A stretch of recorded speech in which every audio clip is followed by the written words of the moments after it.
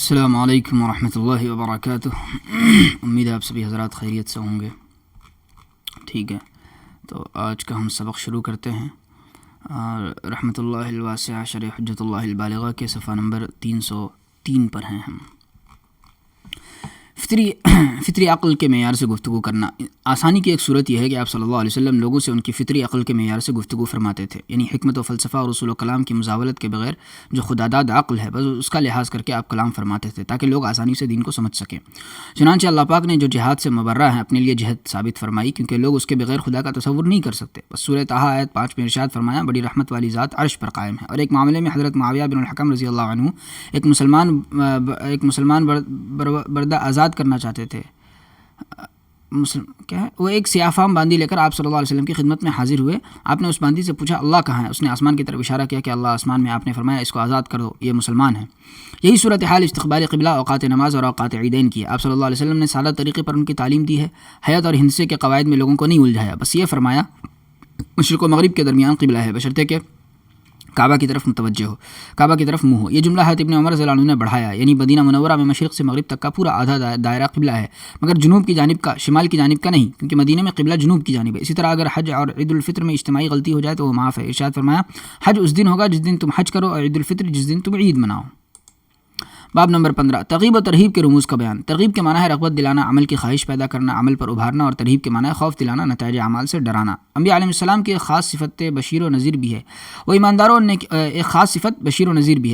اور نیکوکاروں کو خوشخبری سناتے ہیں اور بے ایمانوں اور بدکاروں کو پاداش عمل سے ڈراتے ہیں۔ ترغیبات و ترہیبات بھی اس فرض منصبی کا ایک حصہ ہیں۔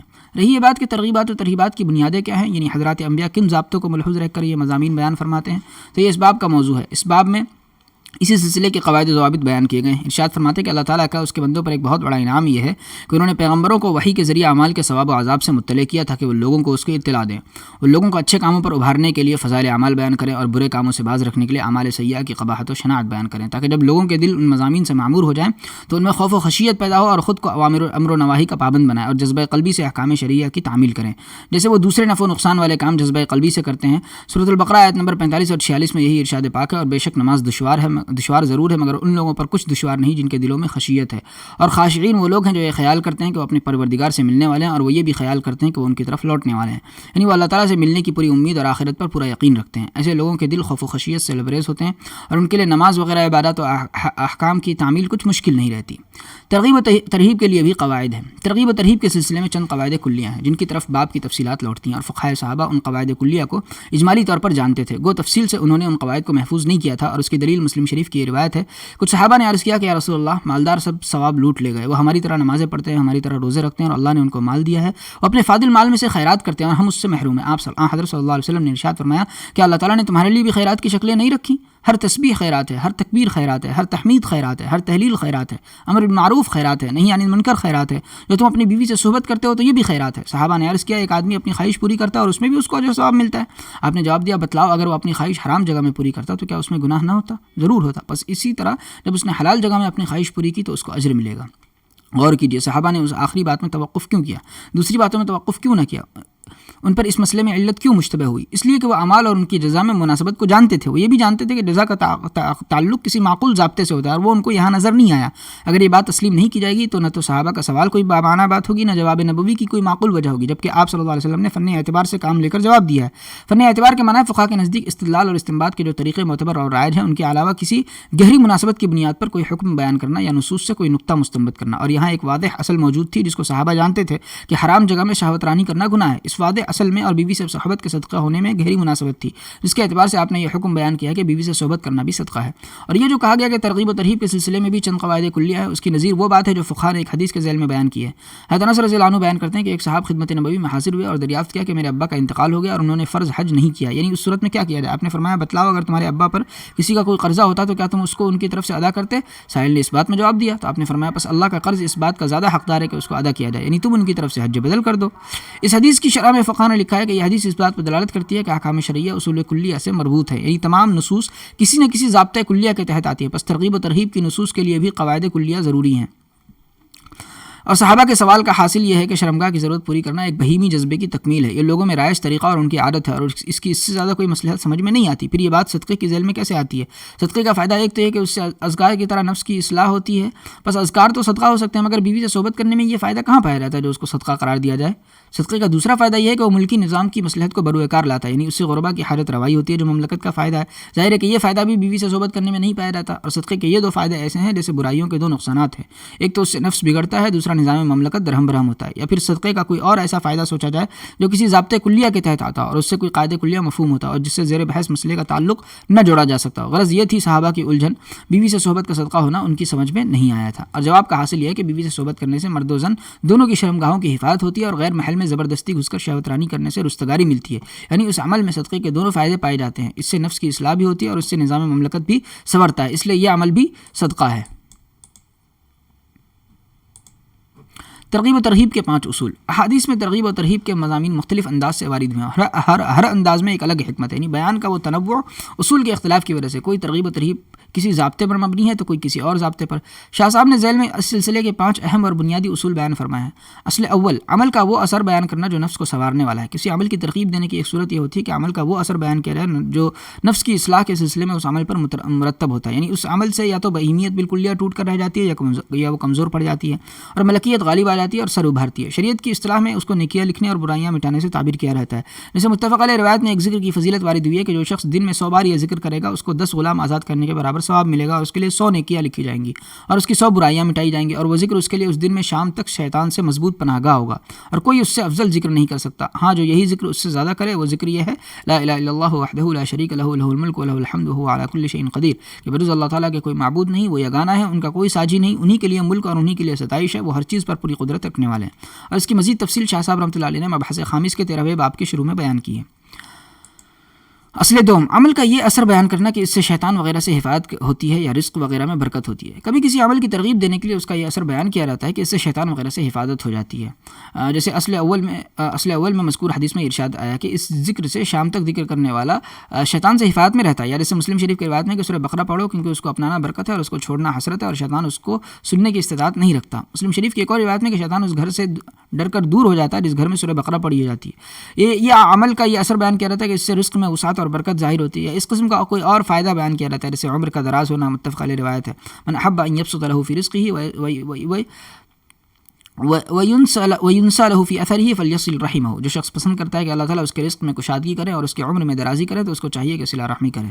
اور اعمال کے یہ اثرات یعنی شیطان وغیرہ سے حفاظت اور رزق میں وسعت و برکت کا ظہور 3 وجوہات سے ہوتا ہے۔ پہلی وجہ، کبھی نیکوکار عبادت میں اللہ تعالیٰ سے سلامتی کی دعا کرتا ہے اور اس کی وہ دعا اس کی سچی طلب کی وجہ سے قبول کر لی جاتی ہے تو وہ اثرات نمودار ہوتے ہیں۔ حدیث قدسی میں کہ اللہ تعالیٰ ارشاد فرماتے ہیں، بندہ برابر نوافل اعمال کے ذریعے میرا قرب حاصل کرتا رہتا ہے یہاں تک کہ میں اس سے محبت کرنے لگتا ہوں، اور جب میں بندے سے محبت کرتا ہوں تو اس کا کان بن جاتا ہوں جس سے وہ سنتا ہے، اس کی آنکھ بن جاتا ہوں جس سے وہ دیکھتا ہے، اس کا ہاتھ بن جاتا ہوں جس سے وہ پکڑتا ہے، اس کا پیر بن جاتا ہوں جس سے وہ چلتا ہے، اور اگر وہ مجھ سے مانگتا ہے تو میں اس کو ضرور دیتا ہوں، اگر وہ مجھ سے پناہ کا طالب ہوتا ہے تو اس کو ضرور پناہ دیتا ہوں۔ دوسری وجہ، جب بندہ اللہ کے ذکر میں محو ہو جاتا ہے اور جبروت کی طرف اس کی توجہ تام ہو جاتی ہے اور وہ عالم ملکوت سے مدد کا طالب ہوتا ہے تو شیاطین سے اور شیاطین صفت لوگوں سے اس کا تعلق ٹوٹ جاتا ہے اور بندہ ان کے برے اثرات سے محفوظ ہو جاتا ہے، کیونکہ اثرات مناسبت کی وجہ سے پڑتے ہیں، جب ان سے مناسبت ہی ختم ہو گئی تو اثرات سے بھی حفاظت ہو جاتی ہے۔ سورۃ الحجر آیت نمبر 39-40 میں ہے کہ جب شیطان راندہ درگاہ ہوا تو اس نے کہا کہ لوگوں کو دنیا میں معاصی مرغوب کر کے دکھاؤں گا اور ان سب کو گمراہ کروں گا بجز آپ کے ان بندوں کے جو ان میں منتخب کیے گئے، یعنی جن کو آپ نے میرے اثر سے محفوظ رکھا ہے ان پر میرا کچھ زور نہ چلے گا۔ تیسری وجہ، ملائکہ ان لوگوں کے لیے دعا کرتے ہیں جو اس عمل کے ساتھ متصف ہوتے ہیں، اور جس کو ملائکہ کی دعائیں مل جائیں وہ مختلف لائنوں سے فیضیاب ہوتا ہے، کبھی ان دعاؤں کی برکت سے اس کو نفع حاصل ہوتا ہے تو کبھی مضرت نقصان دور ہوتا ہے۔ اصل سوم، عمل کا اخروی اثر بیان کرنا، کسی عمل کی ترغیب دینے کے لیے یا کسی عمل سے باز رکھنے کے لیے رسول اللہ صلی اللہ علیہ وسلم اس کا وہ اثر اور نتیجہ بیان فرماتے ہیں جو موت کے بعد قبر میں یا حشر میں یا اس کے بعد بھی ظاہر ہونے والا ہے، اور اس کا راز یعنی آخرت میں عمل کا اثر ظاہر ہونے کی اور موت کے بعد عمل کے ثواب و عقاب کا سبب بننے کی وجہ 2 مقدموں سے اچھی طرح سمجھ میں آ سکتی ہے۔ پہلا مقدمہ، اخروی اثر کا حکم لگانے کے لیے عمل اور سبب مجازات میں مناسبت ضروری ہے۔ کسی چیز پر یہ حکم لگانا کہ وہ آخرت میں ثواب کا یا عذاب کا سبب ہے اسی وقت ممکن ہے کہ اس چیز میں اور مجازات کے 2 سببوں میں سے ایک سبب میں کوئی مناسبت پائی جائے، کیونکہ یہ اسباب ہی در حقیقت مجازات کے سبب ہیں۔ اعمال تو ان حقیقی اسباب کے میزان یعنی احتمالی جگہ ہونے کی وجہ سے مجازن سبب ہے، اور مجازات کے وہ اسباب جن کے ساتھ عمل کی مناسبت ضروری ہے 2 ہیں۔ پہلا سبب اخلاق اربعہ اور ان کی ازداد ہیں۔ اخلاق اربعہ یہ ہیں: نظافت یعنی پاکی اور صفائی، اخبات یعنی اللہ کی بارگاہ میں نیاز مندی، سماحت یعنی عالی ظرفی اور بلند حوصلگی، عدل و انصاف، اور ان کی ازداد یہ ہیں: ناپاکی، اللہ کے معاملے میں استکبار اور گھمنڈ، شح یعنی خود غرضی اور مطلب پرستی، نمبر 4 ظلم و عدوان۔ انہی 4 اخلاق پر اور ان کے ازداد پر نفیاً یا اثباتاً سعادت اخروی اور تہذیب نفس کا مدار ہے۔ جن خوش نصیب لوگوں میں صفات اربع پائی جاتی ہیں وہ دنیا اور آخرت میں نیک بخت اور شاد کام ہوتے ہیں اور ان کے نفوس سنور جاتے ہیں، اور جو لوگ ان صفات سے کورے ہوتے ہیں یا ان کے ازداد کے ساتھ متصف ہوتے ہیں ان کے لیے آخرت میں حرمہ نصیبے کے سوا کچھ نہیں ہوتا، اور ان کے نفوس نا تربیت یافتہ یا نہایت بد تہذیب ہوتے ہیں۔ بس جو اعمال ان اخلاق کی تحصیل کا ذریعہ ہوتے ہیں ان کے آخرت میں اچھے نتائج برآمد ہوتے ہیں، اور انہی نتائج کو ان کے فضائل میں بیان کیا رہتا ہے، اور جو اعمال ان اخلاق اربعہ کے ازداد کا باعث ہوتے ہیں ان کے آخرت میں برے نتائج برآمد ہوتے ہیں، اور انہی برے اثرات کو وعید کے طور پر بیان کیا رہتا ہے۔ دوسرا سبب، جن باتوں پر ملائے اعلیٰ کا اتفاق ہو چکا ہے اور جن باتوں کو وہ حضرات دنیا میں چلانا چاہتے ہیں ان کی موافقت یا عدم موافقت مجازات کا دوسرا سبب ہے۔ جو کام ان کے پلان میں ممد و معاون ہیں ان کی ترغیب دی جاتی ہے، اور جو ان کے کاز کو نقصان پہنچانے والے کام ہیں ان پر وعیدیں سنائی جاتی ہیں، اور ملائے اعلیٰ میں یہ طے پا چکا ہے کہ شرائع الہیہ کو زمین میں جمایا جائے، ادیان الہی کو پھیلایا جائے، اور انبیاء کرام علیہ السلام کی مثبت یا منفی پہلو سے مدد کی جائے، یعنی ان کے کاز کو تقویت پہنچایا جائے اور ان کے خلاف سازشوں کو ناکام بنایا جائے۔ مناسبت کا مطلب اور عمل کی مجازات کے 2 سببوں میں سے کسی ایک سبب سے مناسبت کا مطلب یہ ہے کہ نمبر 1 عمل اس سبب کے حصول کی احتمالی وجہ ہو، یعنی وہ خوبیاں اس عمل کے ذریعے بدست آ سکتی ہوں، یا عمل اور سبب ایک دوسرے کے لیے لازم و ملزوم ہو، یا عمل اس سبب تک پہنچنے کا راستہ ہو۔ تینوں صورتوں کی مثالیں درج ذیل ہیں۔ نمبر 1 تحیۃ الوضو کی 2 رکعتیں اس طرح پڑھنا کہ دل میں کوئی خیال نہ آئے، اللہ کے سامنے نیاز مندی ظاہر کرنے، اللہ کے جلال و عظمت کو یاد کرنے اور بہیمیت کی پستی سے بلند ہونے کی احتمالی جگہ ہے۔ نمبر 2 وضو کامل و مکمل کرنا ایسی نظافت کی راہ ہے جو نفس پر اثر انداز ہوتی ہے، اس سے نفس سنورتا ہے اور ایمان قوی ہوتا ہے۔ اللہ کی راہ میں اتنی خطیر رقم خرچ کرنا جس کے لیے عام طور پر لوگ تیار نہیں ہوتے، اس طرح ظالم سے درگزر کرنا اور برحق ہوتے ہوئے مخاصمت ترک کرنا سماحت کی احتمالی جگہ ہیں، اور عادتاً دونوں لازم و ملزوم ہیں، یعنی اس قسم کے کاموں سے عالی ظرفی اور بلند حوصلگی پیدا ہوتی ہے، اور یہ کام بلند حوصلہ رکھنے والے حضرات ہی کیا کرتے ہیں۔ یہ مزنہ اور تلازم یعنی احتمال اور تلازم دونوں کی مثال ہے۔ نمبر 4 بھوکوں کو کھانا کھلانا، پیاسوں کو پانی پلانا، ننگوں کو پہنانا، خاندانی جھگڑوں میں بھڑکنے والی آگ کو بجھانا، اصلاح عالم کے میزان یعنی ایسے کاموں سے کار عالم سنورتا ہے، اور یہی کام اصلاح کے ذرائع بھی ہیں۔ یہ مزنہ اور طریق دونوں کی مثال ہے۔ ایک منٹ۔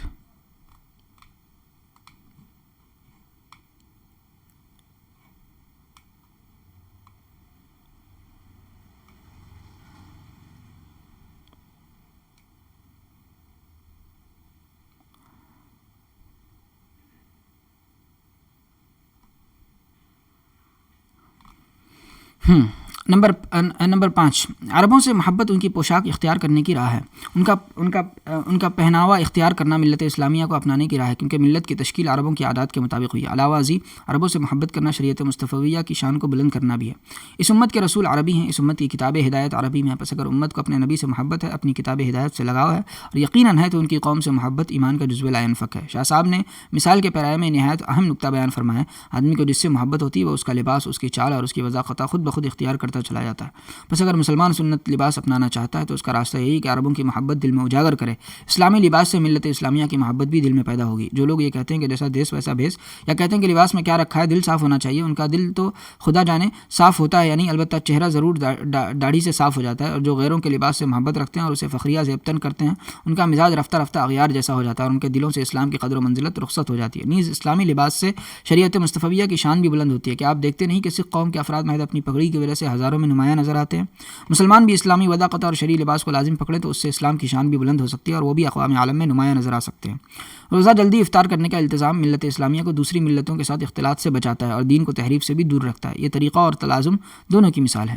غرض تمام اقوام کے دانشور، ارباب صنعت اور اطباء ہمیشہ احکام کو احتمالی جگہوں پر دائر کرتے رہیں اور عربوں کی تقریریں سنی جائیں اور ان کی باہمی گفتگو میں غور کیا جائے تو ان میں بھی یہی انداز ملے گا۔ اس لیے ترغیب و ترہیب کی احادیث میں بھی یہی اسلوب اپنایا گیا اور اس سلسلے کی کچھ باتیں پہلے بھی گزر چکی ہیں۔ نمبر 2 یا وہ عمل کوئی دشوار کام ہو یا گمنام امر ہو، یعنی اذہان میں اس کی کچھ زیادہ اہمیت نہ ہو یا بات موافق طبع نہ ہو، اس کے کرنے کا قصد اور اس کی طرف پیش قدمی وہی شخص کرتا ہو جو نہایت مخلص ہو، بس وہ عمل اس کے اخلاص کا ترجمان ہو۔ جیسے نمبر 1 خوب سیر ہو کر زمزم پینا۔ ابن ماجہ میں روایت ہے ان آیت ما بیننا و بین المنافقین انہم لا یتضلعون من زمزم، ہمارے اور منافقین کے درمیان کی نشانی یہ ہے کہ وہ زمزم خوب سیر ہو کر نہیں پیتے۔ دوسری روایت میں ہے ماء زمزم لما شرب لہ، آب زمزم جس مقصد کے لیے پیا جائے وہ پورا ہوتا ہے۔ زمزم اتنی اہمیت کا حامل پانی ہے لیکن کچھ لوگوں کے ذہنوں میں اس کی کچھ اہمیت نہیں، وہ بازار سے بوتل خرید کر پیتے ہیں۔ حضرت علی رضی اللہ عنہ سے محبت کرنا ایمان کی نشانی ہے۔ حدیث میں ہے لا یحب علی منافق ولا یبغضہ مومن، حضرت علی رضی اللہ عنہ سے منافق محبت نہیں رکھتا اور مومن آپ سے بغض نہیں رکھتا، اور اس کی وجہ یہ ہے کہ حضرت علی رضی اللہ عنہ دین کے معاملے میں بہت سخت تھے۔ بس جس کو آپ سے محبت ہوگی اس میں بھی آپ کی خوب ضرور پیدا ہوگی، مگر آج بھی کتنے ہیں جو آپ رضی اللہ عنہ سے نفرت کرتے ہیں اور کتنے محبت کے غلو میں ہلاک ہو گئے۔ یہ امر خال کی مثال ہے کہ امر خامل چلیے نمبر 3، حضرت انصار رضی اللہ عنہم سے محبت کرنا ایمان کی نشانی ہے اور متفق علیہ روایت ہے، آیت الایمان حب الانصار و آیت النفاق بغض الانصار، انصار سے محبت ایمان کی نشانی اور انصار سے نفرت نفاق کی نشانی، اور اس کی وجہ یہ ہے کہ عدنانی عربوں میں اور قحطانی عربوں میں عرصے سے باہم بغض چلا آ رہا تھا، یہاں تک کہ اسلام نے دونوں کو ایک کیا۔ اب جو مہاجرین انصار سے محبت کریں گے ان کے دل پرانی عداوتوں سے پاک ہو جائیں گے، اور یہ پیوستگی اس بات کی علامت ہوگی کہ ان کے دلوں میں اسلام کی بشاشت داخل ہو چکی ہے۔ یہ بھی امر خامل کی مثال ہے، اور مولانا سندھی کی رائے یہ ہے کہ یہ حدیث اور یہ حکم اگرچہ بظاہر عام ہے مگر حقیقت میں مہاجرین یعنی عدنانی قبائل کے حضرات کے ساتھ خاص ہے۔ نمبر 4، پہاڑ پر چڑھ کر اسلامی لشکر پر اور دشمن کی نقل و حرکت پر نظر رکھنا اور چوکیداری کے لیے رات بھر جاگنا ایک شاق عمل ہے اور مرغوب خاطر بھی نہیں، مگر اس کے بڑے فضائل آئے ہیں، کیونکہ یہ عمل اس بات کی واضح علامت ہے کہ مرابط کے دل میں اللہ کا بول بالا کرنے کی سچی لگن ہے اور اس کو اللہ کے دین سے والہانہ محبت ہے۔ غرض یہ چاروں امر بھی مجازات کے اسباب سے مناسبت رکھتے ہیں۔ دوسرا مقدمہ، موت کے بعد دکھ سکھ کی جو شکلیں پیش آتی ہیں اور دیگر مناسبتوں سے جو واقعات رونما ہوتے ہیں وہ ترغیب و ترہیب کی روایتوں کی بنیاد ہے۔ خواب میں جو واقعات نظر آتے ہیں وہ معنی مرادی کا پیکر محسوس ہوتے ہیں، اور خواب کا جو مقصد ہوتا ہے اس میں اور نظر آنے والی صورت میں تلازم تو ہوتا ہے، مگر تلازم عقلی ہونا ضروری نہیں، بلکہ دونوں میں کوئی خاص مناسبت ہوتی ہے جس کی وجہ سے ذہن ایک چیز سے دوسری چیز کی طرف منتقل ہوتا ہے۔ جیسے حضرت محمد بن سیرین رحمۃ اللہ علیہ کے زمانے میں ایک مؤذن نے رمضان میں خواب دیکھا کہ وہ لوگوں کے منہ اور شرمگاہ پر مہر لگا رہا ہے۔ اس نے ابن سیرین رحمۃ اللہ علیہ سے تعبیر معلوم کی تو آپ نے فرمایا تو صبح صادق سے پہلے اذان دے دیتا ہے، ایسا نہ کیا کر، یعنی قبل از وقت لوگوں کا کھانا پینا اور بیوی سے ملنا بند کرا دیتا ہے۔ مہر لگانے کا یہ مطلب ہے۔ ایک طالب علم نے حضرت مفتی محمود حسن گنگوئی رحمۃ اللہ علیہ سے خواب بیان کیا کہ وہ فجر کے بعد تلاوت کرنے بیٹھا اور چھٹے پارے سے تلاوت کرنے لگا۔ مفتی صاحب نے فرمایا مولوی صاحب تم لوگوں کی برائیاں کرتے ہو، اس سے بچو۔ یہ تعبیر اس طرح دی کہ پارے 6 کی پہلی آیت ہے لا يحب الله الجهر بالسوء من القول الا من ظلم، یعنی اللہ تعالیٰ بری بات زبان پر لانے کو پسند نہیں کرتے بجز مظلوم کے۔ دیوبند کے ایک شخص نے مجھ سے خواب بیان کیا کہ وہ اکثر و بیشتر خواب میں 2 چھپکلیوں کو لڑتے دیکھتا ہے۔ میں نے پوچھا آپ کے گھر میں کون کون عورتیں ہیں؟ اس نے جواب دیا ایک میری بیوی ایک بہن۔ میں نے پوچھا نند بھاوج لڑتی تو نہیں؟ کہنے لگا ہمیشہ لڑتی رہتی ہے۔ میں نے کہا یہی خواب کا مطلب ہے، ان کا جھگڑا نمٹاؤ۔ یہاں آپ بادشاہ مصر کا خواب اور اس کی تعبیر جو سورہ یوسف میں مذکور ہے اس کو بھی پیش نظر رکھیں۔ یہ سب خواب اس لیے لکھے گئے ہیں کہ آپ معنی مرادی اور ان کے پیکرہائے محسوس کے درمیان کے تعلق کو سمجھ سکیں۔ اس طرح جب آدمی مر جاتا ہے اور اس کا بہیمیت سے اس کے تقاضوں سے رابطہ منقطع ہو جاتا ہے اور صرف نفس ناطقہ سے تعلق رہ جاتا ہے اور زندگی بھر جو اچھے برے اعمال کیے ہیں جن کا اس کے نفس پر رنگ چڑھا ہوا ہے، جو یا تو روح ربانی سے مناسبت رکھنے والی حالت ہے یا منافرت رکھنے والی حالت، اور اسی سے آدمی کا مسابقہ رہ جاتا ہے، تو ضرور دکھ سکھ کی شکلیں پیدا ہوتی ہیں اور وہ اس حالت سے قریب ترین چیزوں کے ذریعے ظاہر ہوتی ہے جن میں تلازم عقلی ہونا ضروری نہیں بلکہ ایک نوعیت کا تعلق ہوتا ہے جس کی وجہ سے ذہن ایک چیز سے دوسری چیز کی طرف منتقل ہوتا ہے۔ اسی طرح عالم مثال میں کچھ اور مناسبتیں بھی ہیں جن پر احکام کا مدار ہے۔ مثلا حضرت جبریل علیہ السلام جو حضرت دحیہ کلبی رضی اللہ عنہ کی صورت میں نظر آتے تھے تو اس کی کوئی وجہ تھی، اور حضرت موسیٰ علیہ السلام کو طور پر تجلی آگ کی صورت میں نظر آئی تو اس کی بھی کوئی وجہ تھی، وہ ہم اس کو نہیں جانتے مگر وجہ بہرحال تھی۔ بس جو ان مناسبتوں کو جانتا ہے وہ جانتا ہے کہ عمل کی جزا کس صورت میں ہوگی۔ جیسے خوابوں کی تعبیر کا ماہر پہچانتا ہے کہ خواب کا مطلب کیا ہے۔ خلاصہ یہ ہے کہ نبی کریم صلی اللہ علیہ وسلم جانتے تھے نمبر 1 جو شخص دینی علم چھپاتا ہے اور ضرورت کے وقت بھی اس کی تعلیم سے انکار کرتا ہے اس کو آخرت میں آگ کی لگام دی جائے گی، کیونکہ اس کے انکار سے سائل کے نفس کو جو تکلیف پہنچتی ہے آخرت میں اس کا پیکر اور اس کی صورت لگام ہے۔ لگام دینے سے بھی جانور کو ایسی تکلیف پہنچتی ہے۔ جس کو مال سے بے حد محبت ہوتی ہے اور دل برابر اس میں اٹکا رہتا ہے اور اس میں سے حقوق واجبہ بھی ادا نہیں کرتا، اس کو گنجے یعنی بڈھے نہایت زہریلے سانپ کا توق پہنایا جائے گا۔ سانپ اور خزانے میں گہری مناسبت ہے، اسی وجہ سے پرانے دفینوں پر سانپ مسلط رہتا ہے۔ جو شخص رات دن ایک کر کے مال جمع کرتا ہے، درہم دنانیر اور مویشی اکٹھا کرتا ہے اور حقوق واجبہ ادا نہیں کرتا، وہ بھی وبال جان بنیں گے۔ سورۃ توبہ میں ہے کہ مالدار کو اس کے سونے چاندی سے داغا جائے گا، اور مسلم شریف کی ایک طویل روایت ہے کہ میدان حشر میں اس کو لٹا کر اس پر مویشی کو چلایا جائے گا، کیونکہ لوگوں میں سزا دینے کا ایک طریقہ یہ بھی رائج ہے۔ ہارون رشید کے زمانے میں ایک ملحد کتاب لکھ لایا تھا جس میں تمام ناجائز کاموں کو فقہا کے شاد اقوال کے ذریعے جائز کیا گیا تھا۔ ہارون رشید نے انعام دینے کے بجائے حکم دیا کہ یہ کتاب دربار میں اس کے سر پر بجائی جائے یہاں تک کہ وہ ریزہ ہو جائے۔ نمبر 4 جو شخص خودکشی کرتا ہے خواہ کسی ہتھیار سے کرے یا زہر سے، وہ اپنی اس حرکت کے ذریعے حکم الہی کی مخالفت کرتا ہے، اس کو آخرت میں یہی سزا دی جائے گی کہ وہ اسی چیز سے ہمیشہ خودکشی کرتا رہے۔ جو شخص کسی غریب کو کپڑا پہناتا ہے اس کو قیامت کے دن جنت کا سندوس یعنی ایک قسم کا ریشمی کپڑا پہنایا جائے گا۔ نمبر 6 جو شخص کسی مسلمان غلام یا باندی کو آزاد کرتا ہے اور اس کی گردن کو غلامی سے چھڑاتا ہے، اس کے ایک عضو کو اس غلام باندی کے ایک عضو کے بدل دوزخ سے آزاد کیا جائے گا۔ اصل چہارم انداز بیان ایسا اختیار کرنا جس سے عمل کے اچھے برے ہونے کا پتہ چلے۔ کبھی آن حضرت صلی اللہ علیہ وسلم ترغیب و ترہیب کے لیے انداز بیان ایسا اختیار فرماتے ہیں جس سے بالاجمال عمل کی حالت کا اندازہ ہو جاتا ہے کہ وہ اچھا عمل ہے یا برا۔ اس صورت میں حسن و قبو کی وجہ بیان نہیں کی جاتی۔ مثال کے طور پر یہ انداز بیان 3 ہے۔ نمبر 1 کسی عمل کو ایسی چیز کے ساتھ تشبیہ دی جائے جس کی خوبی یا خرابی لوگوں کے ذہنوں میں بیٹھی ہوئی ہو، خواہ وہ حسن قبو شرعی ہو یا عرفی، اور اس صورت میں مشبہ بھی کے درمیان کوئی ایسا امر جامع ہونا ضروری ہے جو دونوں میں مشترک ہو، خواہ اشتراک کی کوئی بھی شکل ہو۔ جیسے نمبر 1 فجر کے بعد سورج نکلنے تک جو شخص مسجد میں رکتا ہے اور 2 گانا چاشت پڑھ کر لوٹتا ہے تو وہ حج اور عمرہ کرنے والے کی طرح ہے۔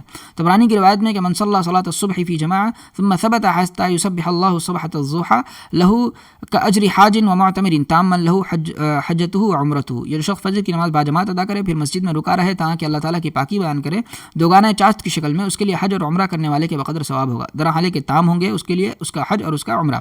یہ شرعاً پسندیدہ امر کے ساتھ تشبیہ دینے کی مثال ہے۔ ہبا کر کے واپس لینے والا اس کتے کی طرح ہے جو قے کر دینے کے بعد اس کو کھا لیتا ہے۔ بخاری کی روایت میں العائد فی ہبتہ کالکلب یعود فی قیہ، بخشی ہوئی چیز واپس لینے والا اس کتے کی طرح جو اپنی قے چاٹ لیتا ہے۔ یہ مکروہ عرفی کے ساتھ تشبیہ دینے کی مثال ہے۔ نمبر 2 اور 3، کسی عمل کو محبوب بندوں کی طرف یا مبغوض لوگوں کی طرف منسوب کرنا یا اس کام کے کرنے والے کے لیے دعا یا بددعا کرنا ہے، جیسے مکروہ وقت میں عصر کی نماز پڑھنے والے کے لیے ارشاد فرمایا وہ منافق کی نماز ہے، یا جیسے بہت سے بڑے کاموں کے کرنے والوں کے بارے میں فرمایا لیس منا، یعنی وہ ہمارا نہیں ہے، یا یہ فرمایا کہ یہ کام شیطان کا ہے، یا یہ فرمایا کہ یہ کام فرشتوں کا ہے۔ یہ سب مثالیں 2 نمبر کی ہے۔ یا فرمایا رحمت ہو اللہ کی اس پر جس نے یہ کام کیا، اور اس قسم کی دیگر تعبیرات۔ ان سب صورتوں میں بالاجمال یہ معلوم ہو جاتا ہے کہ کام شریعت کی نظر میں اچھا ہے یا برا ہے، گو اس سے حسن و قبح کی وجہ نہیں معلوم ہوتی مگر ترغیب و ترہیب کا مقصد حاصل ہو جاتا ہے۔ اصل پنجم، یہ بتانا کہ عمل اللہ کے نزدیک اور فرشتوں کی نظر میں کیسا ہے۔ ترغیب و ترہیب کے لیے کبھی حضور صلی اللہ علیہ وسلم یہ انداز اپناتے ہیں کہ فلاں عمل سے اللہ تعالیٰ خوش ہوتے ہیں اور فلاں عمل سے اللہ تعالیٰ ناخوش ہوتے ہیں، یا فلاں عمل کروانے کے لیے ملائکہ دعا کرتے ہیں اور فلاں عمل کرنے والے پر فرشتے لعنت بھیجتے ہیں۔ جیسے ابو داؤد میں حدیث ہے کہ اللہ تعالیٰ اور اس کے فرشتے صف میں دائیں جانب کھڑے ہونے والوں پر بے پایا رحمتیں نازل فرماتے ہیں، مگر یہ حدیث کسی راوی کا وہم ہے۔ صحیح مضمون یہ ہے کہ جو صف کے خلا کو بھرتے ہیں۔ چلیے ٹھیک ہے، تو آج کا ہمارا یہ پورا ہو گیا، انشاءاللہ ہم آگے بڑھتے ہیں۔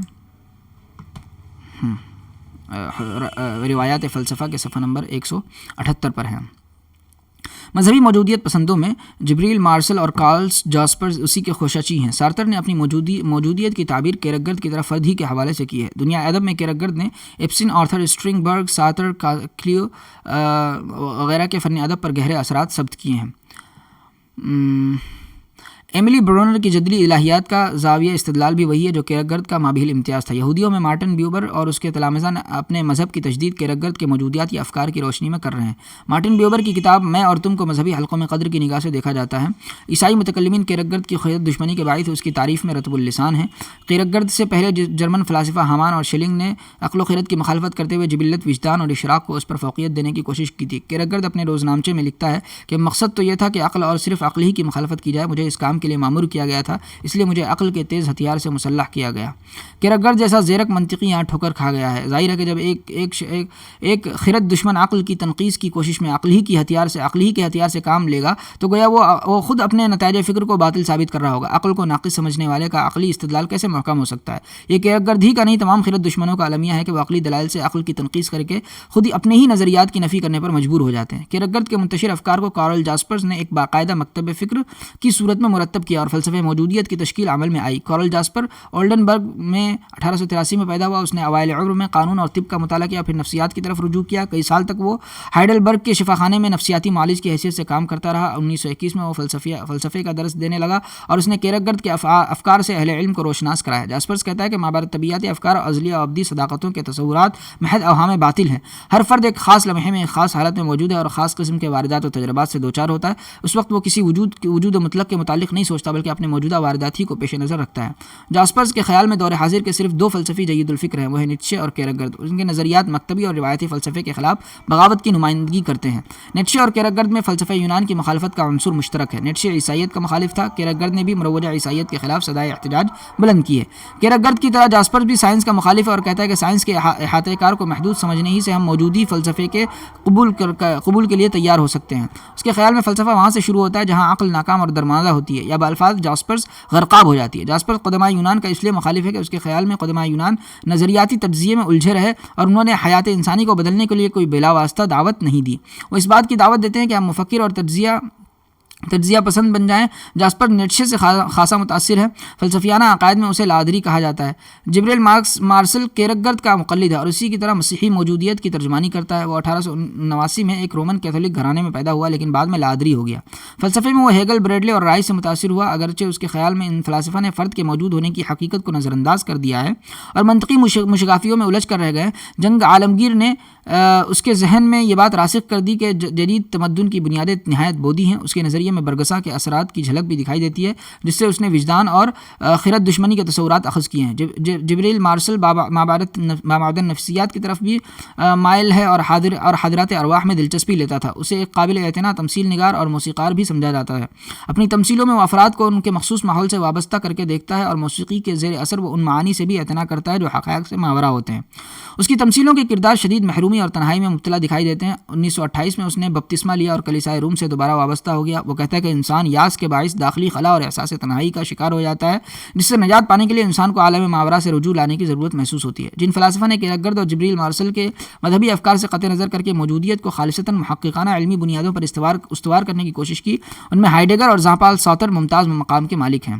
مارٹن ہائیڈگر 1889 میں پیدا ہوا۔ اوائل شباب میں اس کا ارادہ کلیسائے روم سے وابستہ ہونے کا تھا، لیکن بعد میں الحاد کی طرف مائل ہو گیا۔ جب وہ ماربرگ میں فلسفے کا استاد تھا تو اس نے کانٹ اور افلاطون کے افکار پر قابل قدر کتابیں لکھی۔ وہ نیٹشے اور ہسرل سے بہت متاثر تھا اور وہ کیرکگرد کو محض ایک مذہبی اہل قلم سمجھتا اور نیٹشے کی طرف مائل ہے، جسے وہ عظیم فلاسفہ میں شمار کرتا ہے۔ گزشتہ جنگ عظیم میں اس نے ناتسیوں کی ہمنوائی کی تھی، اس لیے جنگ کے خاتمے پر اسے درسگاہ سے ہٹا دیا گیا۔ آج کل وہ گوشہ نشینی کی زندگی بسر کر رہا ہے۔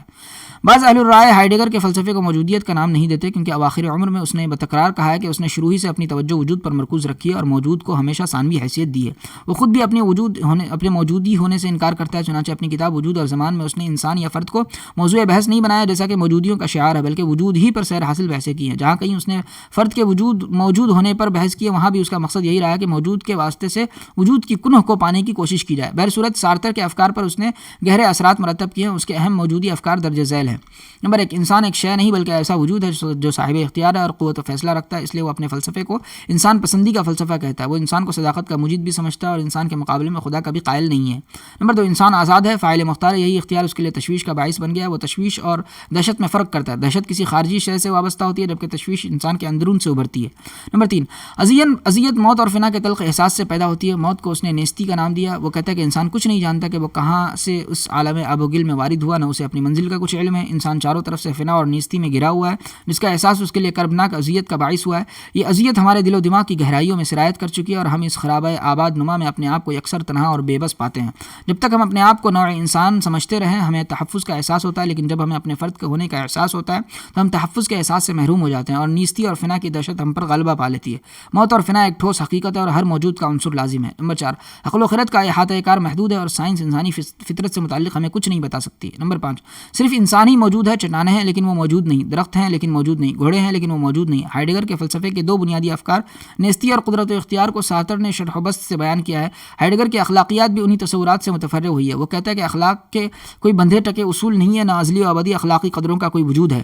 ہم جس لمحے میں موجود ہیں اسی گریز پا لمحے میں ہماری گریزہ اخلاقی قدروں کا ظہور ہوتا رہتا ہے۔ اس لمحے میں ہم جو کچھ بھی کرتے ہیں اس میں ہم مختار مطلق ہیں۔ اس وقت جو کچھ بھی ہم کریں وہی ہمارا اخلاق ہے، گویا ہم لمحہ بلمحہ اپنی اخلاقی قدروں کی تخلیق کرتے رہتے ہیں۔ ازلی و ابدی قدریں محض واہمیں ہیں۔ ژان پال سارتر 1905 میں پیدا ہوا۔ ابھی وہ دودھ پیتا بچہ تھا کہ اس کا باپ فوت ہو گیا۔ اس کے نانا نے بڑے لاڈ اور چاؤ سے اس کی پرورش کی۔ اس کی غیر معمولی ذکاوت کے آثار بچپن ہی سے ظاہر ہونے لگے تھے۔ وہ ایک دبلا پتلا بھینگا بیمار بچہ تھا، لیکن جیسا کہ اس کی خود نوشت سوانے الفاظ سے مفہوم ہوتا ہے بلا کا ذہین تھا۔ کہتے ہیں میری ماں کہتی ہے کہ میں 10 ماہ بچہ تھا اور تنور میں زیادہ مدت تک پک کر دوسرے بچوں کی بنسبت زیادہ خستہ اور چمکیلا ہو گیا تھا۔ سارتر بہت چھوٹی عمر ہی میں ایسے مابعد طبیعتی اور نفسیاتی مسائل پر غور کرنے لگا جو اکثر بالغوں کو ساری عمر پریشان نہیں کرتے۔ مثلاً وہ 11 برس کا تھا جب اس نے خدا کے وجود سے انکار کر دیا۔ یہ محض اتفاقی نہیں کہ اسی سال اس کی ماں نے دوبارہ ایک بحری انجینئر سے نکاح کر لیا تھا۔ سارتر جیسے ذکی الاحساس لڑکے کو اس نکاح سے اتنا ہی شدید صدمہ ہوا ہوگا جتنا کہ شیکسپیئر کے مشہور المیہ کردار ہیملٹ کو ہوا تھا۔ یہ بات اس کے لیے سہانے روح سے کم نہ تھی کہ ایک اجنبی اس کی ماں کی محبت میں برابر کا شریک ہو گیا تھا اور اس کی پیاری ماں ہر وقت اپنے لاڈلے بچے کی نازبرداری کرنے کے بجائے اس نووارد کی تالیف قلب میں لگی رہتی تھی۔ ممکن ہو سکتا ہے کہ اسی محرومی نے اس کے مذہبی عقائد کو مجروح کیا اور اس عورت سے بھی متنفر کر دیا۔ سارتر کو شروع ہی سے فلسفے میں گہرا شغف تھا۔ وہ ہر روایتی عقیدے کو شک و شبہ کی نگاہ سے دیکھتا تھا اور ہر مسئلے میں ذاتی رائے رکھتا تھا۔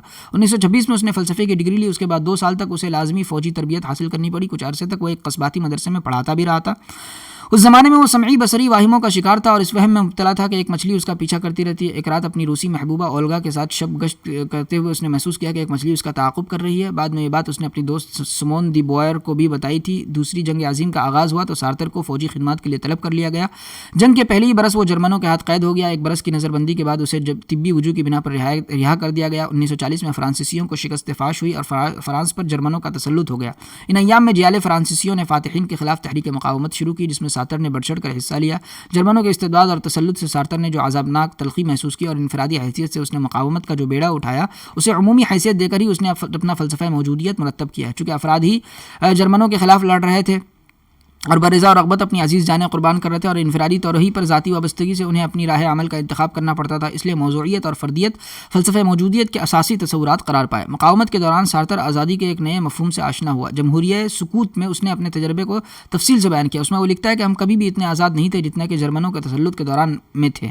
ہمیں تمام حقوق سے محروم کر دیا گیا تھا، ہمیں بات کرنے کا حق بھی میسر نہیں تھا، ہر روز ہماری توہین کی جاتی تھی اور ہمیں یہ سب کچھ چپ چاپ سہنا پڑتا تھا۔ ہمارے گروہ کے گروہ مزدور یہودیت یا سیاسی قید کے نام پر جلاوطن کر دیے گئے۔ اشتہاروں اخباروں کے اعلانات میں سنیما کے پردے پر ہماری جو بے رنگ اور گھناؤنی تصویر دکھائی جاتی تھی، ہمارے ستمگر یہ توقع رکھتے تھے کہ ہم اسے قبول کر لیں۔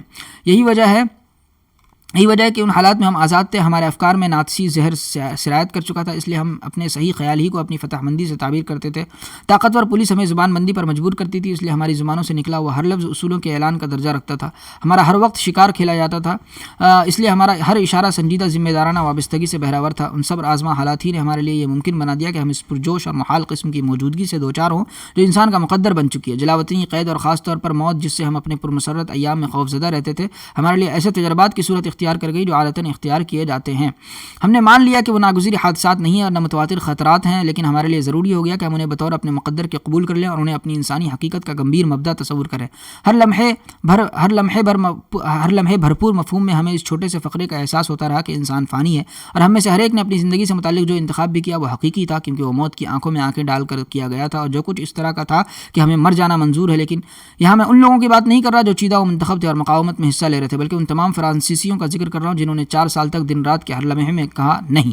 دشمن کے ظلم و تشدد نے ان غیر معمولی حالات میں ہمیں ایسے سوالات پوچھنے پر مجبور کر دیا جو آدمی کو عام حالات میں نہیں سوجھا کرتے۔ ہم میں سے وہ تمام لوگ جو مقاومت کی تفصیل جانتے تھے تشویش کی حالت میں اپنے آپ سے پوچھتے تھے، انہوں نے مجھے جسمانی اذیت دی تو کیا میں چپ رہ سکوں گا؟ اس طرح آزادی کا بنیادی سوال اٹھایا گیا اور ہم اس گہرے علم سے بہراور ہوئے جو کہ کسی آدمی کو اپنی ذات سے متعلق ارزانی ہو سکتا ہے، کیونکہ انسان کا راز نہ اڈپس الجھن میں ہے نہ کوہتری کی الجھن میں۔ یہ اس کی اپنی آزادی کی حدود ہے، اس کی موت اور جسمانی اذیت کا سامنا کرنے کی اہلیت۔ وہ لوگ جو زیر زمین کام کر رہے تھے، ان کی کشمکش کے احوال نے ہمیں ایک نئی قسم کا تجربہ عطا کیا۔ وہ فوجیوں کی طرح کھلم کھلا نہیں لڑتے تھے اور ہمیشہ تنہائی سے دوچار رہتے تھے۔ تنہائی کے عالم میں ان کا پیچھا کر کے انہیں گرفتار کر لیا جاتا تھا۔ بے بسی اور قسمہ پرسی کے عالم میں انہوں نے جسمانی اذیت کی کڑیاں جھیلی، تنہا اور برہنہ ظالموں کے سامنے دکھ اٹھائے جبکہ کوئی بھی ہمت افزائی کرنے والا موجود نہیں تھا، لیکن اپنی تنہائیوں کی گہرائیوں میں وہ ان لوگوں کے لیے سینہ سپر تھے جو مقاومت میں ان کے ساتھی تھے۔ تنہائی کے عالم میں کامل ذمہ داری، کیا یہی آزادی کی تعریف نہیں؟ جن خاص حالات کا سارتر نے ذکر کیا ان میں بے شک آزادی کی یہی تعریف کی جا سکتی ہے، لیکن کیا ایسی تعریف ہے جو ہر نوع کے حالات میں سچی ہو سکتی ہے؟ ہائنمان نے اس پر تبصرہ کرتے ہوئے کہا کہ سارتر جس تجربے کا یہاں ذکر کرتا ہے وہ سیاسی نوعیت کا ہے، کہ ایک سیاسی گروہ کا تجربہ ہے، اخلاقی تجربہ ہے کہ اس میں اخلاقی انتخاب مشمول ہے۔ اس پہلو سے مابعد طبیعیاتی بھی ہے کہ یہ خاص صورت اور احوال میں فرد کا تجربہ ہے جو تنہائی کے عالم میں اپنی جماعت سے اپنا تعلق برقرار رکھتا ہے، جس کے سامنے وہ جواب دہ ہے۔ آزادی کے تجربے کے بطور وہ بجا طور پر آزادی کے 2 پہلوؤں پر زور دیتا ہے، منفی طور پر ظلم و ستم کا مقابلہ کرنے کی سخت اور مثبت طور پر انتخاب کی ذمہ داری۔ البتہ یہاں ایک غیر معمولی شدید نوع کی صورت حالات کو غلط طور پر عمومی رنگ دے دیا گیا ہے۔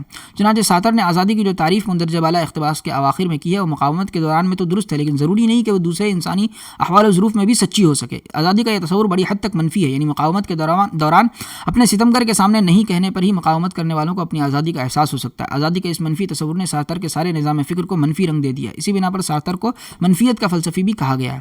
1944 میں سارتر نے درس و تدریس سے کنارہ کشی اختیار کر لی اور تخلیقی کام میں منہمک ہو گیا۔ اسے شروع ہی سے بورژوا سے نفرت تھی اور اسی بنا پر وہ اجتماعیوں کی ہمنوائی کا دم بھرتا رہا، لیکن نظریاتی اختلاف کے باعث 1949 میں اس نے اپنی علیحدہ جماعت قائم کی جس کا نام اس نے جمہوری انقلابی جماعت رکھا۔ اس جماعت کو فروغ نہ ہو سکا اور اس نے پھر اجتماعیت کی پرجوش حمایت کرنا شروع کیا۔ آج کل وہ روس، چین، کیوبا اور دوسرے اجتماعی ممالک کی تعریف میں رطب اللسان ہے اور سرمایہ دار مغرب اور اضلاع متحدہ امریکہ کی مذمت میں پیش ہے۔ جب اضلاع متحدہ امریکہ کی سازش سے کیوبا پر حملہ ہوا تو سارتر نے اضلاع متحدہ امریکہ کے خلاف قلمی محاذ کھول دیا۔ اس طرح اس نے شدید مخالفت کے باوجود الجزائر کے حریت پسندوں کی دلیرانہ حمایت کی، جس پر اس کے مالکان کو بم سے اڑانے کی کوشش بھی کی گئی۔ وہ ویتنام کے حریت پسندوں کی حمایت میں خاصی سرگرمی سے کام کر رہا ہے۔ اسے ادبیات کا نوبل انعام پیش کیا گیا تو اس نے یہ کہہ کر اسے ٹھکرا دیا، میں ژاں پال سارتر کے بجائے یہ دستخط کرنا پسند نہیں کرتا۔ ژاں پال سارتر نوبل انعام کا پانے والا۔ سارتر کی زندگی بڑی سادگی میں گزر رہی ہے، اسے لڑکپن سے پڑھنے لکھنے کا جنون رہا ہے، غالباً اس لیے اس نے اپنی خودنوشت توانائی عمری کا نام الفاظ رکھا ہے۔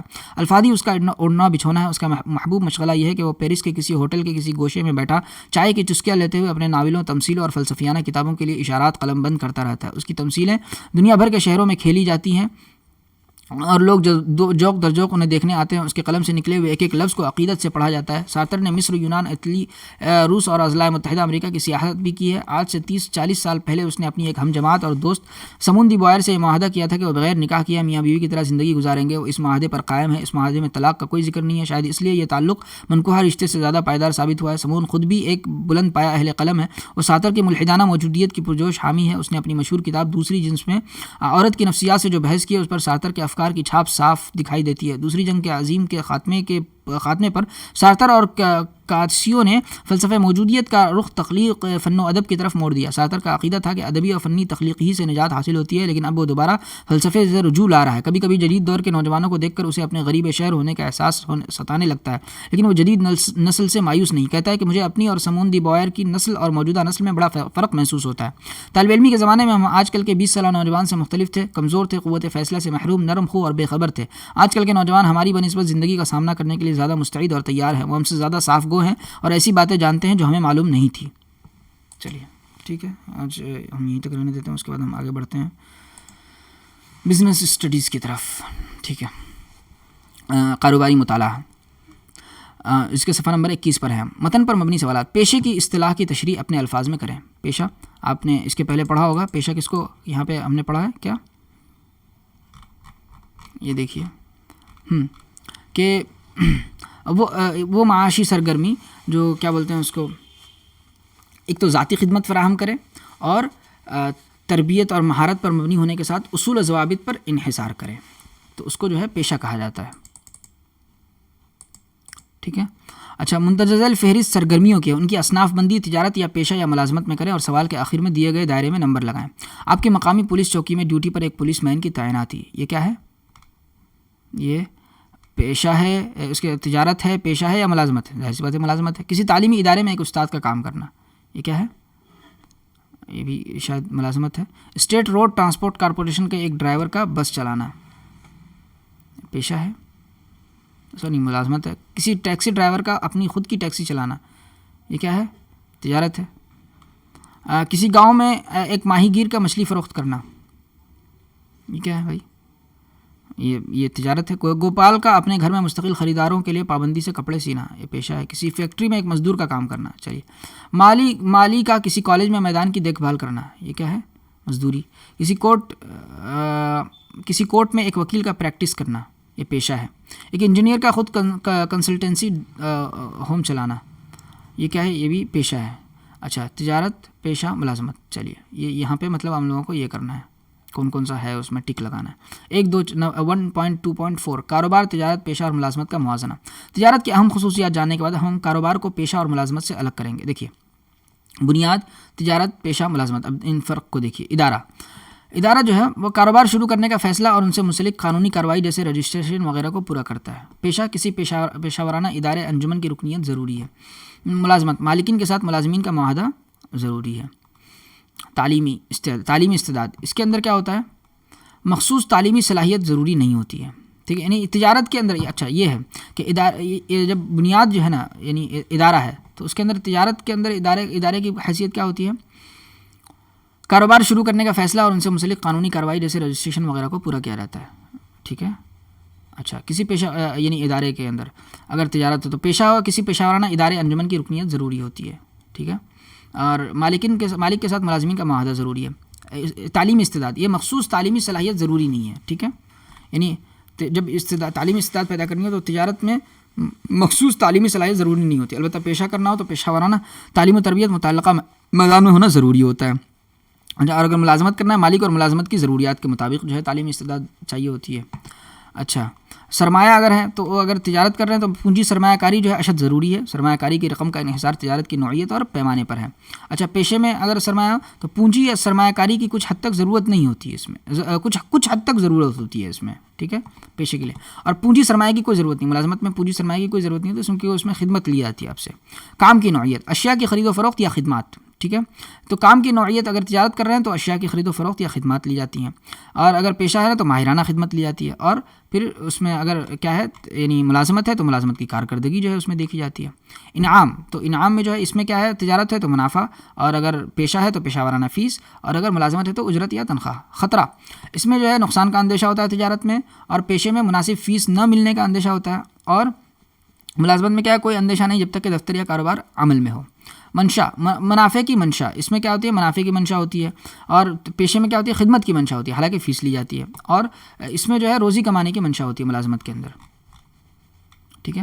تو میں کل ملا کے جو ہے یہ تین اشیاء ہیں, تجارت ہے, پیشہ ہے, ملازمت ہے. ایکچولی اس کو ہم لوگ اس طریقے سے سمجھ سکتے ہیں کہ تجارت وہ ہوتا ہے جس کے اندر آدمی کیا کرتا ہے بھائی پیسے کمانے کے لیے, منافع کمانے کے لیے جو ہے کوئی کاروبار, کوئی سرمایہ کاری کرتا ہے. پیشہ وہ ہوتا ہے کہ آدمی کسی اور کے وہاں نہ کام کر کے کسی ایک مخصوص میدان میں وہ مہارت حاصل کرتا ہے, اور پھر وہ اپنے یعنی اس کے اندر وہ جو پیسے لیتا ہے وہ پیسے وہ خود طے کرتا ہے, اس کو کہیں گے پیشہ, ٹھیک ہے. یعنی کوئی سروس دے رہا ہے اور اس سروس کا وہ اپنی مرضی سے اس کی فیس طے کر رہا ہے. اور ملازمت کے اندر کیا ہوتا ہے کہ بھائی وہاں جو ہے خدمت آپ دے رہے ہیں لیکن وہ فیس جو ہے وہ متعین کرے گا, وہ تنخواہ جو ہے وہ متعین کرے گا, آپ نہیں متعین کر سکتے ہیں, ٹھیک ہے. یہاں آپ اپنی مرضی کے مالک ہوتے ہیں. جیسے فار ایگزامپل اگر کوئی یعنی میکینک ہے تو میکینک کیا ہے, یہ پیشہ ہے. کیوں پیشہ ہے بھائی؟ کیونکہ وہاں بھی خدمت دے رہا ہے, وہ ملازمت میں بھی خدمت دے رہا ہوتا ہے, لیکن یہاں پہ کیا ہے وہ اپنی حساب سے اپنی جو ہے اس کی فیس طے کرتا ہے, وہ مطلب جتنا چاہے گا وہ لے گا, ٹھیک ہے.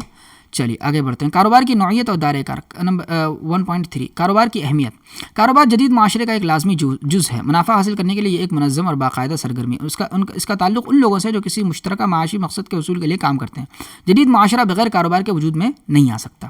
اچھا یہ صحیح مقام اور صحیح وقت میں بہتر قسم کے اور وسیع اور رنگا رنگ اقسام کی اشیاء اور خدمات کی فراہمی کے ذریعے لوگوں کی زندگی کے معیار میں بہتری پیدا کرتا ہے.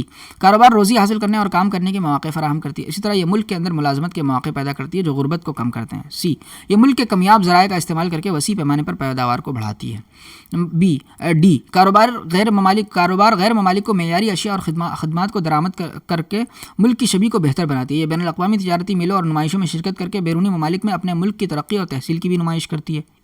کاروبار ملک کے لوگوں کے بین الاقوامی معیار کی اشیاء کے استعمال کا موقع بھی فراہم کرتا ہے. یہ اشیاء مصنوعات کی درآمدی کرنے والے بیرون ممالک کے اندر پیداوار کے جدید طریقوں کے استعمال کے ذریعے بہتر قسم کی مصنوعات کو ممکن بناتا ہے. یہ سرمایہ کاروں کو ان کے سرمایہ کا بہتر منافع دیتی ہے اور فروغ و توسیع کے مواقع بھی فراہم کراتا ہے. کاروبار سیاحتی کی خدمات, ثقافتی پروگرام, تجارتی نمائش وغیرہ سے سماجی مفاد کو بھی فروغ دیتا ہے جو ملک کے مختلف حصوں کے لوگوں کے لیے اپنی تہذیب, روایات اور رسم و رواج کے تبادلے میں معاون ہوتا ہے. اس سے قومی یکجہتی کا بھی فروغ ہوتا ہے. کاروبار مختلف ممالک کے لوگوں کے درمیان ثقافتی تبادلے کی بھی سہولت فراہم کرتا ہے, اس لیے یہ بین الاقوامی ہم آہنگی اور امن کو بھی قائم رکھتی ہے. یہ سائنس اور ٹیکنالوجی کے فروغ میں بھی مدد کرتا ہے. جدید مصنوعات اور خدمات کی دریافت کے لیے یہ تحقیق و ترقی کے کاموں پر بھی کافی سرمایہ خرچ کرتا ہے. لہذا صنعتی تحقیقات کے ذریعے متعدد جدید مصنوعات اور خدمات کا بھی فروغ ہوتا ہے. کاروبار کے مقاصد وہی ہوتے ہیں جو کوئی کاروباری تنظیم کسی مخصوص مدت میں یا تحصیل یا انجام دہی کی خواہش رکھتی ہے. عام طور پر یہ یقین کیا جاتا ہے کہ کاروبار کا ایک ہی مقصد منافع حاصل کرنا ہے اور مالک کے مفاد کی حفاظت کرنا ہے. کوئی بھی تجارت نہ تو اپنے ملازمین کے مفاد کو نظر انداز کر سکتی ہے, نہ اپنے صارفین یا گاہکوں کی, بلکہ اور پورے سماج کے مفاد کو نظر انداز بھی نہیں کر سکتی. کاروبار کا مقصد قومی نشانہ اور آرزوؤں کی تکمیل کی جانب توجہ دینا اور ساتھ ہی ساتھ بین الاقوامی فلاح و بہبود بھی ہے. اس لیے کاروبار کے مقاصد کی اصناف بندی اس طرح کی جا سکتی ہے: معاشی اقتصادی مقاصد, سماجی مقاصد, انسانی مقاصد, قومی مقاصد, عالمی مقاصد. اب ہم ان مقاصد کا تفصیلی جائزہ لیں گے. دیکھیے, معاشی مقاصد کسی کاروبار کا معاشی مقاصد منافع حاصل کرنے اور اس کے براہ راست اثر سے ہے. کاروبار کے چند اہم مقاصد مندرجہ ذیل ہیں. نمبر 1 معقول منافع حاصل کرنا. 2 نئے بازار کی تلاش, دریافت اور زیادہ گاہک بنانا. نمبر 3 کاروبار کے دائرے کی توسیع اور فروغ. نمبر 4 مصنوعات اور خدمات میں جدت کاری اور بہتری لانا. نمبر 5 دستیاب ذرائع کا بہترین اور ممکن طریقے سے استعمال کرنا.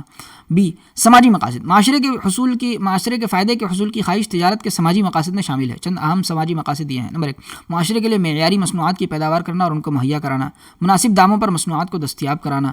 جمع خوری, کالا بازاری اور زیادہ قیمت وصول کرنے جیسی ناجائز حرکات سے گریز کرنا، معاشرے کی فلاح و بہبود اور ترقی میں تعاون دینا، سرمایہ کاری کرنے والوں کو مناسب اور جائز منافع دینا، گاہک صارفین کی تعلیم کے لیے اقدامات کرنا، قدرتی وسائل اور جنگلی جانوروں کا تحفظ نیز ماحول کا تحفظ کرنا۔ انسانی مقاصد، یہ جو ہے تجارت کا انسانی مقصد دراصل بنیادی طور پر اس کے ملازمین کے مفاد کا تحفظ اور فلاح و بہبود ہے۔ چند اہم انسانی مقاصد مندرجہ ذیل ہیں۔ نمبر 1، ملازمین کو مناسب معقول اجرت مزدوری فراہم کرنا اور ان کی حوصلہ افزائی کرنا، ملازمین کے لیے مناسب کام کا ماحول اور بہتر حالات پیدا کرنا۔ نمبر 3، ملازمت کو دلچسپ اور چیلنجنگ بنانے کے ذریعے ملازمین کو کام کی آسودگی فراہم کرنا اور موزوں لوگوں کو موزوں ملازمت دینا۔ نمبر 4، ملازمین کو زیادہ سے زیادہ ترقی کے مواقع فراہم کرنا۔ نمبر 5، ملازمین کی ترقی کے لیے نشو و نما اور تربیت کا نظم کرنا۔ نمبر 6، سماج کے پسماندہ طبقوں اور سماجی اور ذہنی طور پر معذور لوگوں کو روزگار فراہم کرنا۔ قومی مقاصد، کاروبار کا قومی مقصد قومی مقاصد اور امنگوں کو پورا کرنا ہے۔ نمبر 1، ملازمت کے مواقع پیدا کرنا۔ نمبر 2، سماجی انصاف کا فروغ۔ نمبر 3، قومی مفاد اور فوقیت کی بنیاد پر مصنوعات کی پیداوار اور فراہمی۔ نمبر 4، ٹیکس اور دیگر بقایا جات کی باقاعدہ اور ایمانداری کے ساتھ ادائیگی۔ نمبر 5، بہتر صنعتی تعلقات کے فروغ کے ذریعے ریاست یا ملک میں قانون اور نظم و نسق کا قیام۔ نمبر 6، حکومت کی معاشی اور مالیاتی پالیسیوں کا نفاذ۔ یہ جو ہے یہ قومی مقاصد میں آتا ہے، ٹھیک ہے۔ عالمی مقاصد، کاروبار کا عالمی مقصد جو ہے عالمی بازار کے چیلنج کا سامنا کرنا۔ چند عالمی مقاصد مندرجہ ذیل ہیں۔ نمبر 1، عالمی معیار کی مصنوعات اور خدمات کو مہیا کرنا۔ نمبر 2، کاروبار کے عمل وسعت کے ذریعے دولت مند اور غریب ممالک کے درمیان عدم مساوات کو کم کرنا۔ اچھا 1.4.1 کاروبار میں منافع کا کردار۔ منافع جو ہے کاروبار میں ایک اہم رول ادا کرتا ہے۔ درج ذیل نکات سے کاروبار میں منافع کے رول کا پتہ چلتا ہے۔ نمبر 1، بقا سروائیول، منافع پرانے اثاثہ جات کو ہٹانے میں مدد کرتا ہے اور بقا کے لیے تنظیمی اہلیت بڑھاتا ہے۔ نمبر 2، مستقل کی نمو اور پھیلاؤ، زائد کمایا گیا منافع پھیلاؤ کے مقصد سے استعمال کیا جاتا ہے، کاروباری اداروں کو نئے نئے میدانوں میں مدد ملتی ہے۔ نمبر 3، ترغیب و تحریک، کاروباری جو سخت محنت انجام دیتے ہیں ان کے لیے منافع ترغیب دینے کا باعث ہوتا ہے، منافع سے کاروباریوں کو زیادہ سے زیادہ کوشش انجام دیے جانے کی تحریک ملتی ہے۔ نمبر 4، وقار، نفع کمانے والی تنظیمیں اپنے ملازمین کو اونچی اجرتیں اور تنخواہیں دینے اور دیگر سہولیات فراہم کرنے کی محتمل ہو سکتی ہیں۔ اس سے ملازمین تنظیم میں بنے رہتے ہیں اور نہایت ہی یا اہل افراد کے لیے اس کاروباری ادارے میں ملازمت کرنے کی کشش رہتی ہے۔ اس طرح نفع کمانے والے کاروباری ادارے سماج میں نیک نامی کماتے ہیں۔ نمبر 5، اہداف کا حصول، صرف نفع کمانے والے کاروباری ادارے اہداف حاصل کر سکتے ہیں کیونکہ معاشی مقاصد کے حصول میں خرچ کی ضرورت ہوتی ہے۔ نمبر 6، کارکردگی کی پیمائش، کسی تنظیم کی کامیابی کا جائزہ اس کے منافع کو دیکھ کر لیا جا سکتا ہے، اسی طرح منافع کاروبار میں کامیابی کا اشاریہ ہے، یہ کاروبار کی کارکردگی کی پیمائش کرتا ہے۔ نمبر 7، کاروباریوں کے لیے ذریعہ معاش، کاروباری افراد کی فیملی کے لیے منافع ایک باقاعدہ آمدنی ہے۔ 1.4.2 کاروباری جوخم، کاروبار غیر یقینی صورتحال سے پر ہے۔ غیر یقینی صورتحال مختلف طرح کی ہو سکتی ہے، جیسے فیشن میں ہونے والی تبدیلی، بازار قیمت میں گراوٹ کے سبب ہونے والے نقصانات، تیار اشیاء، آگ، طوفان، سائیکلون، چوری وغیرہ کے سبب برباد ہو سکتی ہے۔ اسی طرح کسی کاروباری ادارے کو چلاتے ہوئے جوخم کا عنصر موجود رہتا ہے، ٹھیک ہے۔ کاروباری جوخم کا مطلب ہے مستقبل میں غیر یقینی واقعات کے سبب نقصان ہونے کا خدشہ۔ کاروباری جوخم کی نوعیت، نمبر 1، غیر یقینیت، مستقبل کے عمل کی غیر یقینیت کے سبب کاروباری جوخم پیدا ہوتا ہے۔ قدرتی آفات جیسے سیلاب، زلزلہ وغیرہ کا نتیجہ نقصان ہوتا ہے۔ انسانی اسباب جیسے ہڑتال، تالہ بندی، حادثات، چوری، ڈوبے قرضوں کے سبب نقصان ہو سکتا ہے۔ دیگر غیر یقینیت جیسے مسابقت، تکنیکی تبدیلیاں، قیمت میں گراوٹ وغیرہ ہے۔ نمبر 2، منافع جوخم کا صلہ ہے۔ کوئی بھی کاروباری ادارہ جوخم اٹھانے کا خواہش مند ہوتا ہے، وہ اچھا خاصا منافع کماتا ہے۔ زیادہ سے زیادہ جوخم لینے کا مطلب زیادہ سے زیادہ منافع ہوتا ہے۔ نمبر 3، پیمائش میں دشواری، ایک کاروباری بعض جوخموں کا اندازہ لگا سکتا ہے، وہ مستقبل میں واقع ہونے والے تمام جوخم کا قیاس نہیں لگا سکتا، اس لیے جوخم کی پیمائش بالکل درست طور پر نہیں کی جا سکتی۔ نمبر 4، کاروبار کا ضروری عنصر، کاروباری سرگرمیاں جوخم کے بعد عنصر کے بغیر انجام نہیں دی جا سکتی، جوخم اٹھانا کاروبار کا ایک ضروری عنصر ہے۔ نمبر 5، تغیر پذیری، کاروبار کی نوعیت اور سائز کے مطابق جوخم کا درجہ الگ الگ ہوتا ہے۔ اگر سرمایہ شدہ رقم بہت زیادہ ہے تو جوخم کا نہایت اونچا درجہ ہوگا، جوخم کا درجہ وقت اور مسابقت کے سبب مختلف ہوتا ہے۔ کاروبار کے جوخم کے اسباب، نمبر 1، قدرتی اسباب، آگ، سیلاب، طوفان، سائیکلون، زلزلہ، قحط سالی، بجلی گرنا، برف باری، مدوجزر وغیرہ کے نتیجے میں جان و مال اور آمدنی میں نقصان واقع ہوتا ہے، اس لیے قدرتی اسباب کاروبار کے کنٹرول میں نہیں رہتے۔ نمبر 2، معاشی اسباب، اس سے مراد بازار کے حالات میں تبدیلی ہے۔ معاشی اسباب مانگ میں اتار چڑھاؤ، قیمت میں اتار چڑھاؤ، سستے متبادل کی دستیابی، مسابقتی کاروباری فرموں کی شکل میں ہو سکتا ہے۔ نمبر 3، سیاسی اسباب، حکومت گرنے میں لائسنس پالیسی اور ٹیکس پالیسی میں تبدیلی ہو سکتی ہے، نتیجتاً کاروبار میں نقصان ہو سکتا ہے، اور درآمد کی پابندیاں، اونچے ٹیکس، ادھار لینے پر سود کی شرح میں اضافہ کاروبار میں نقصان کا موجب ہو سکتا ہے۔ سیاسی اسباب میں حکومتی پالیسیوں اور قوانین میں تبدیلیاں شامل ہیں۔ نمبر 4، انسانی اسباب، نااہل مینجمنٹ اور ملازمین کی لاپرواہی کے سبب نقصان ہو سکتا ہے. ورکرز مشینوں میں توڑ پھوڑ کر سکتے ہیں, وہ ہڑتال, تالہ بندی وغیرہ میں شامل ہو سکتے ہیں, جس کا نتیجہ بھی نقصان ہو سکتا ہے. اگر مینجمنٹ پروڈکٹ کی مانگ کا اندازہ لگانے میں ناکام ہوتا ہے تو نقصان ہو سکتا ہے. انسانی اعمال غیر یقینی صورتحال کے موجب ہوتے ہیں, جیسے جعل سازی کا, نقد کا ناجائز تصرف, اشیاء کی چوری, فسادات, جنگ وغیرہ بھی نقصان کا سبب بن سکتے ہیں. مادی اور تکنیکی اسباب. ٹیکنالوجی میں تبدیلی کے سبب مشینوں کو ان کے متوقع کارکردگی کی مدت سے پہلے ترک کرنا پڑ سکتا ہے. گیس کے رساؤ, بوائلر کے پھٹنے وغیرہ کے سبب میکینکی ناکامی واقع ہوتی ہے. وزن تبخیر وغیرہ میں کمی کے سبب اثاثے کی قدر میں کمی ہو سکتی ہے. مادی سبب میں راستے میں اشیاء کا نقصان بھی شامل ہو سکتا ہے. چاہیے متن پر مبنی سوالات. 1C موہن نے حال ہی میں MBBS کا نصاب مکمل کیا. اسے اپنے پیشے کے انتخاب میں مشکل درپیش ہے. مندرجہ ذیل جدول کو پورا کرنے میں اس کی مدد کریں. اگر وہ منتخب کرتا ہے کاروبار تو اسے کیا کرنا چاہیے؟ اپنا ایک ہاسپٹل کھولنا چاہیے. اسے معاوضے کے طور پہ کیا ملے گا؟ منافع. پیشہ اسے کیا کرنا چاہیے؟ اسے یہ ایک پیشہ کے طور پہ اپنا لینا چاہیے. ٹھیک ہے. اور نہیں, کاروبار میں تو یہ ہوگا کہ بھئی وہ جو ہے اپنا کیا بولتے ہیں اس کو, ہاسپٹل کھولے. یہ بھی دونوں جو ہے اس میں آ سکتا ہے. ہاسپٹل کھولنا پیشے مل کے لیے بھی, اور ملازمت کے کہیں جا کے نوکری کرے. مندرجہ جملوں کو درست کیجیے. کاروبار کام کے مواقع کو کم سے کم کرتا ہے, اور اس طرح یہ ملک میں روزگار کے مواقع پیدا کرتا ہے. کام کے مواقع کو زیادہ کرتا ہے. معیاری مصنوعات اور خدمات کی فراہمی کے ذریعے کاروبار قومی وقار کو کم کرتا نہیں زیادہ کرتا ہے. کاروبار کا مقصد صرف منافع حاصل کرنے پر مرکوز ہونا چاہیے نہیں, بہت سارے اس کے دوسرے جو ہے اشیاء بھی ہوں گے. قومی جو ہے مصالح کو دیکھنا پڑتا ہے وغیرہ وغیرہ. روزگار یا ملازمت کے مواقع کی فراہمی اور ٹیکس اور دیگر واجبات کی ایمانداری سے ادائیگی کاروبار کے قومی مقاصد ہیں. ملازمت کے مواقع کی فراہمی اور ٹیکس اور دیگر واجبات کی ایمانداری سے ادائیگی. جی بالکل. ایک بزنس مین کو ٹیکس بچانے کی غرض سے غلط حساب کتاب تیار نہیں کرنا چاہیے. کاروبار میں منافع کوئی بالکل رول نبھاتا ہے. کاروبار کی نوعیت اور دائرۂ کار. درج ذیل اسباب میں قومی جوخم کے اسباب کی پہچان کیجیے. لمیٹڈ کو بوائلر پھٹنے کے سبب نقصان ہوا. کیا نقصان ہوا بھائی؟ یہ کون سا سبب ہے؟ مادی سبب ہے, رائٹ. لمیٹڈ میں آڈیٹرز نے ورکرز کے گروپ کے ذریعے نقد کے ناجائز تصرف کی پہچان کی. یہ کیا ہے؟ انسانی سبب ہے. سوزوکی لمیٹڈ کو سونامی کے سبب نقصان ہوا. یہ کیا ہے؟ قدرتی سبب ہے. کاروبار کی 1.1 کاروبار کی سرگرمیوں کی اصناف بندی. کسی معیشت میں مختلف اقسام کی کاروباری سرگرمیوں پر نظر ڈالیے اور اس طرح کی عام سرگرمیاں دریافت کیجیے. ان میں سے مختلف سرگرمیاں درج ذیل ہیں. نمبر 1 تیل, گیس اور معدنیات کی دریافت. مصنوعات کی پیداوار. مصنوعات کو ایک مقام ملک سے خرید کر اسے دوسرے مقام یعنی ملک میں فروخت کرنا. عمارتوں, سڑکوں اور پلوں کی تعمیر. خدمات جیسے ٹکٹنگ, مال کو گوداموں میں رکھنا. ٹرانسپورٹیشن, بینکنگ, انشورنس وغیرہ کی فراہمی. جب ہم کاروباری سرگرمیوں کا تجزیہ کرتے ہیں تو ہم دیکھتے ہیں کہ بیشتر کاروباری سرگرمیاں پیداوار اور مصنوعات کے بنانے کے طریقہ کار, خدمات یا خدمات کی تقسیم سے تعلق رکھتی ہے. ان میں سے پہلی کو صنعت, دوسری کو کاروبار کہتے ہیں. اس طرح ہم کاروبار کی صنعت اور کامرس میں اصناف بندی کرتے ہیں. اب ہم ان کی تفصیل جاننے کی کوشش کریں گے.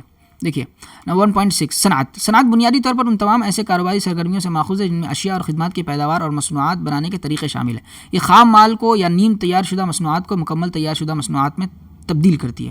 زمین کی تہ سے نکالے گئے کچے مال سے مصنوعات بنانا, اناج کی پیداوار, پھل پھول وغیرہ, عمارات کی تعمیر, سڑکوں وغیرہ کی تعمیر, یہ سب صنعت کی مثال ہے. یہ صنعتی سرگرمیاں کہلاتی ہیں اور ان میں مصروف اکائی کو صنعتی اکائی کہتے ہیں. اگرچہ وسیع معنوں میں خدمات کی فراہمی جیسے بینکنگ, انشورنس, ٹرانسپورٹ بھی صنعت کا ایک حصہ ہے اور انہیں تیسرے درجے کی صنعت کہتے ہیں.